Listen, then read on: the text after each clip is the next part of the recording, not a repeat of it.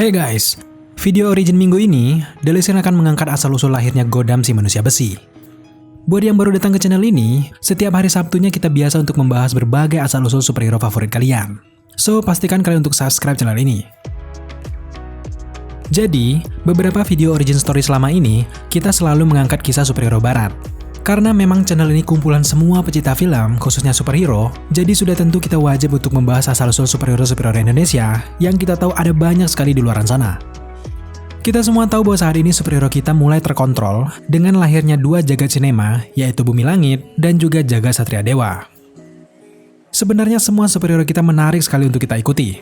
Terutama, mereka selalu mengangkat budaya lokal di setiap cerita mereka. Memang tidak bisa dipungkiri bahwa rata-rata superhero kita, kiblatnya tentu saja adalah karakter-karakter yang ada di komik luar, baik Marvel maupun DC. Tapi terinspirasi itu memang sudah menjadi hal yang sangat lumrah dalam dunia perkomikan. Bahkan perusahaan sebesar Marvel dan DC saja, mereka sering sekali saling terinspirasi. Namun yang paling penting, asal-usul dan jati diri sebuah karakter memang harus original. Dengan keoriginalan karakter tersebut, akan membuat seorang superhero ini memiliki ciri khas tersendiri yang tidak dimiliki oleh superhero-superhero luar. Tidak mau kalah, Indonesia juga punya banyak sekali pahlawan fiksi yang siap melindungi dari serangan alien ataupun hal-hal jahat lainnya di Indonesia. Jadi di video kali ini, Delisin tertarik sekali untuk mengangkat sejarah lahirnya karakter Godam di Indonesia. Terutama, hal-hal yang menyangkut asal-usul mengapa Awang ini bisa menjadi Godam. Godam adalah salah satu superhero terkuat di Bumi Langit. Penampilan Godam ini mirip-mirip seperti Superman. Bahkan dari segi kekuatan, memang Godam memiliki banyak kemiripan dengan Superman. Tapi, kalau melihat bagaimana Godam ini bisa berubah wujud, justru cara Awang menjadi Godam ini mirip seperti Green Lantern ataupun Shazam.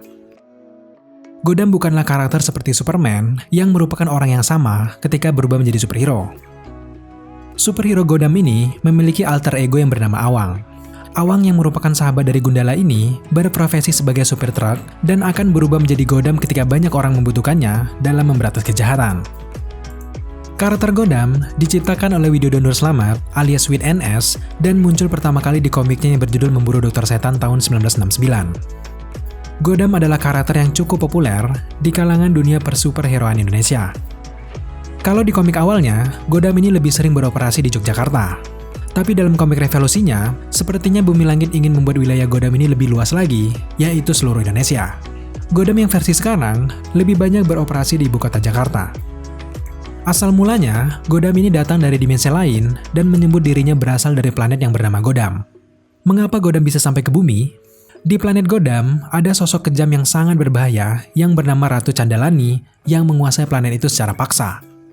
Kedua orang tua Godam merupakan orang terpandang di planet itu. Orang tua Godam ini tidak setuju dengan rezim Candalani dan memutuskan untuk memberontak. Kedua orang tua Godam harus menjadi buronan karena memberontak kekuasaan sang ratu. Alhasil, Godam juga ikut menjadi seorang buronan. Kalau kita melihat kisah awal mulanya Godam ini, benar-benar mengingatkan kita dengan kisah Kal-El-nya Superman. Di dalam pelariannya itu, Godam menemukan pakaian sakti yang dapat menjadikan Godam ini sangat kuat dan juga kebal.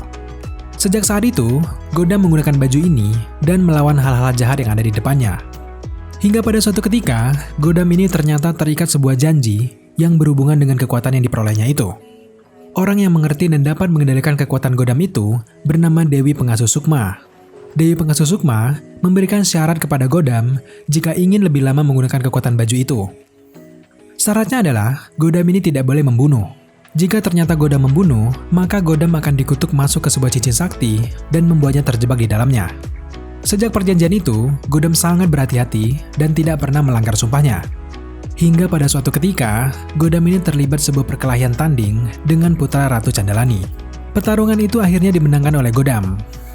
Awalnya memang perkelahian tanding itu berjalan normal. Tapi ternyata, putra Ratu Candalani yang kalah tanding itu tidak bisa menerima kekalahannya. Akhirnya, ia memutuskan untuk bunuh diri karena malu sudah kalah dengan Godam. Akibatnya apa bagi seorang Godam? Meskipun tidak membunuh dengan tangannya, tapi kematian putra sang ratu itu disebabkan oleh dirinya juga. Alhasil, meskipun memang ini tidak adil, sumpah Godam dengan Dewi Pengasuh Sukma masih berlaku. Singkatnya, Godam ini terjebak ke dalam sebuah cincin sakti.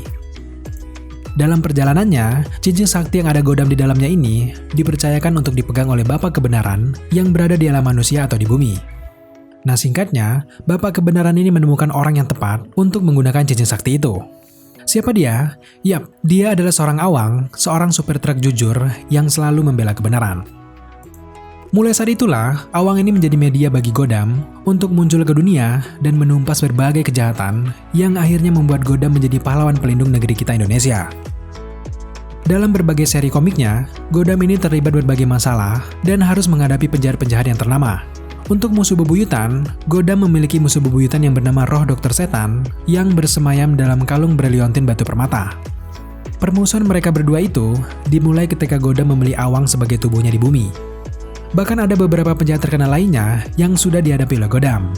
Mereka tentu saja adalah Zlutos, Sinar Mata X, Kucing Merah, GAS, Sang Kolektor, dan juga Empu Selamawa.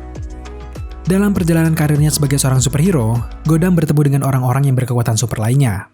Gotham berteman dengan Gundala, Aquanus, Maza, Tira, Sembrani, Sri Asi, dan masih banyak lagi yang lainnya.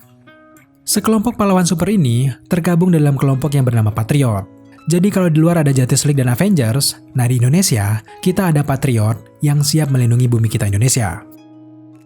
Gotham memiliki tinggi badan 178 cm dengan berat 72 kg. Kekuatan utama Gotham tentu saja dengan kekuatan fisiknya yang sangat-sangat luar biasa. Gotham bisa terbang secepat suara dan juga kebal dengan berbagai macam bentuk peluru hingga ledakan roket. Di berbagai cerita komiknya, Gotham pernah kehilangan kekuatan kebalnya karena beberapa hal. Salah satunya, kekuatan Gotham ini hampir hilang ketika Gotham ingin jujur kepada Gundala siapa identitas sebenarnya. Gotham tentu saja mengenali Sancaka yang merupakan sahabat masa kecilnya. Tetapi untuk Sancaka, dia tidak tahu siapa sebenarnya orang di balik Gotham ini. Ketika Gotham baru mau menyebutkan identitas aslinya, tiba-tiba kekuatan Gotham ini hilang begitu saja. Untung saja, ada bapak kebenaran yang langsung hadir dan ia membawa Gotham sebelum Gotham sempat menyebutkan nama Awang. Penjahat dengan nama Gerombolan Kucing Merah juga pernah berhasil menghilangkan kekuatan Gotham. Mereka ini menghilangkannya dengan menggunakan semburan sinar Zamrud dan membuat Gotham kehilangan kekuatannya. Untuk masalah percintaan, Gotham ini memiliki hubungan spesial dengan rekan superhero-nya yang bernama Tira. Tapi tentu saja di sini belum jelas mereka ini berpacaran atau hanya sebagai sahabat saja. Sudah banyak sekali series komik Gotham. Berikut adalah judul-judul komiknya.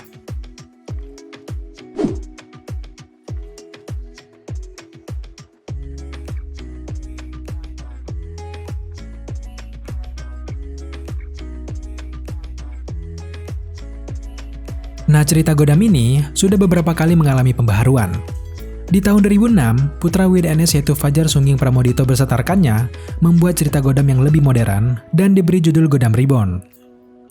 Beberapa kali mengalami penyegaran cerita, akhirnya kini Gotham bernaung di Bumi Langit Universe. Dalam naungan Bumi Langit, tampaknya masa depan Gotham akan semakin terlihat lebih baik. Sudah ada beberapa komik terbaru Gotham yang diproduksi oleh Bumi Langit. Bahkan karakter Awang sendiri sudah hadir di layar lebar atau di jagat sinema Bumi Langit.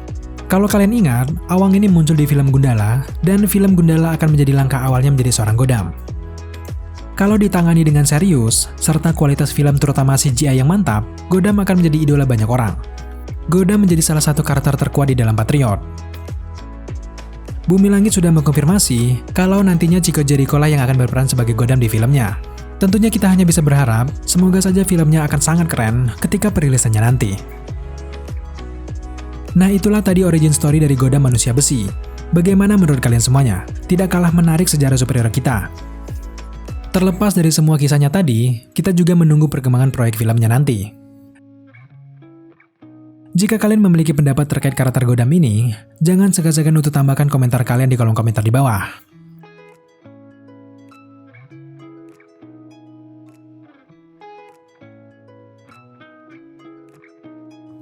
Terima kasih sudah menyaksikan video kali ini. Jika kalian menyukai video-video seperti ini, jangan lupa untuk subscribe channel ini, like, komen, dan share. Serta jangan lupa juga untuk nyalakan notifikasi, agar teman-teman mengetahui apabila The Last Screen mengupload video setiap harinya. Thank you guys.